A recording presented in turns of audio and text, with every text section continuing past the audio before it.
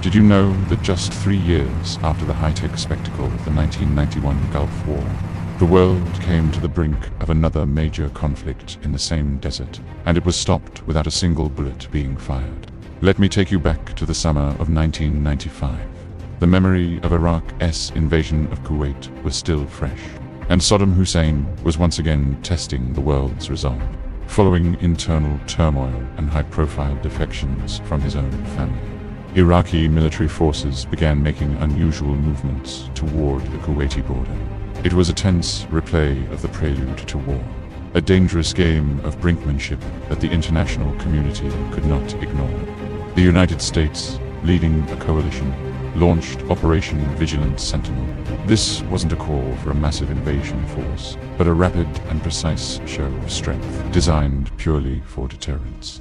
The first to deploy was a specialized unit, the U.S. Air Force's 74th Air Control Squadron, which touched down in Kuwait to manage the skies with advanced surveillance and air control systems. Their job was to be the eyes and brain of a potential air campaign. The commitment grew to show this was no bluff. Soon, over 20,000 American personnel were in the region. The Navy sent an aircraft carrier group. Maritime ships loaded with enough gear for over 17,000 Marines sat ready off the coast. In October 1996, a further 3,500 soldiers deployed to Kuwait as a direct deterrent. The message to Saddam Hussein was unmistakable. Any aggression would be met with immediate and overwhelming force. Here's where a fascinating modern contrast emerges with our earlier story about the Battle of Britain. In 1119, victory was secured by capturing knights for ransom.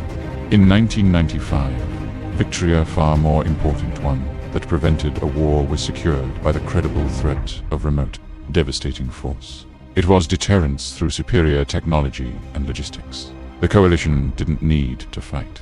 They just needed to convincingly prove they could and would win decisively. And it worked. Faced with this determined and potent response, Iraq backed down. Its forces withdrew from the border. The operation, which lasted from late 1995 into 1997, achieved its objective perfectly. It preserved peace without a single casualty on either side. So, from the fields of Normandy to the deserts of Kuwait, history shows that sometimes the greatest military victories aren't measured in territory taken or enemies slain, but in the wars that never had to stop. Operation Vigilant Sentinel stands as a masterful and bloodless example of modern deterrence.